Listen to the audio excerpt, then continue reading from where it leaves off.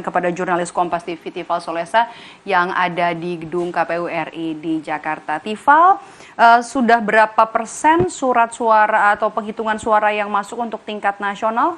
Apa hasilnya sampai dengan sore hari ini, Tifal?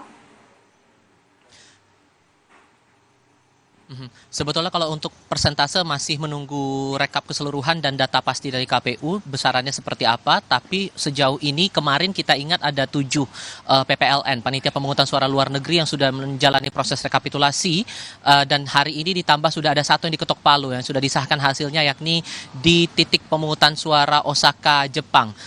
Kalau bisa saya rangkum dari total 8 PPLN yang sudah direkapitulasi oleh KPU Republik Indonesia, diketahui oleh para saksi dari peserta pemilu dan juga dipantau pula prosesnya oleh Bawaslu. 6 titik diantaranya sementara ini diungguli suara oleh pasangan calon presiden wakil presiden nomor urut 2, Prabowo Subianto Gibran Raka Buming Raka. Kalau bisa saya rincikan di sini, Prabowo Gibran pasangan nomor urut 2 ini unggul di Athena Yunani, kemudian Manila Filipina, lalu ada di Praha Republik Ceko, Manama Bahrain, Tokyo Jepang, dan Osaka Jepang.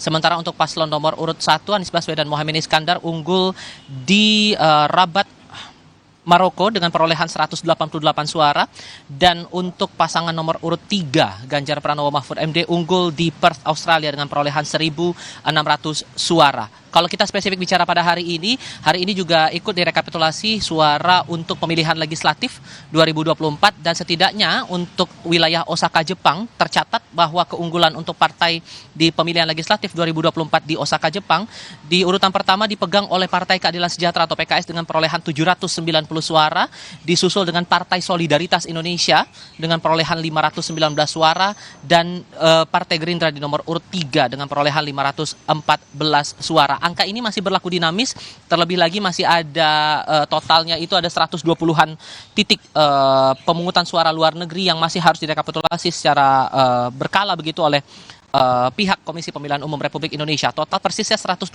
PPLN yang harus direkapitulasi secara nasional, dan fokus untuk saat ini masih tertuju pada pemungutan suara di luar negeri, belum masuk untuk rekapitulasi di sejumlah provinsi, mengingat untuk di dalam negeri proses perhitungan suara masih di tingkat kecamatan, dan ini juga masih akan berproses untuk dipantau juga begitu oleh Komisi Pemilihan Umum. Hal lain yang juga menarik untuk dicermati dalam 2 hari perjalanan rekapitulasi nasional di KPU adalah interupsi yang mewarnai proses dari rekapitulasi ini. Terlebih rekapitulasi yang berjalan ini diwarnai perdebatan soal akuntabilitas dari sistem Sirekap. Ini berkali-kali dipertanyakan oleh saksi dari pasangan calon nomor urut 3 Ganjar Pranowo Mahfud MD, terutama dalam hal ini spesifiknya dari perwakilan Partai Demokrasi Indonesia Perjuangan. Masalah akuntabilitas, kemudian masalah aturan hukum di balik upaya sinkronisasi data-data Sirekap yang coba diperbaiki begitu oleh Komisi Pemilihan Umum, sehingga dipandang menurut tim paslon atau saksi paslon nomor urut 3 ini tidak ada kedudukan hukum yang jelas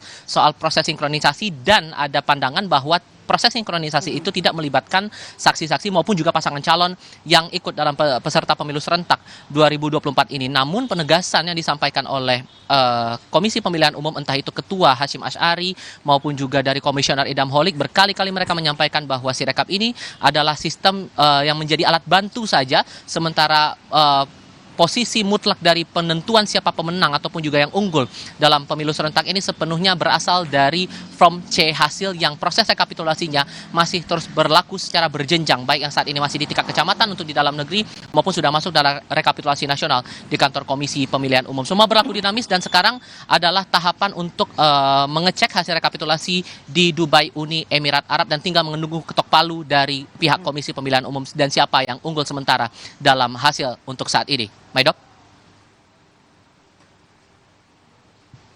Kita masih akan terus kawal proses rekapitulasi suara pemilu 2024 yang nanti akan ada batasnya pada tanggal 20 Maret 2024. Terima kasih rekan jurnalis Kompas TV Tifal Solesa melaporkan langsung dari kantor KPU Jakarta.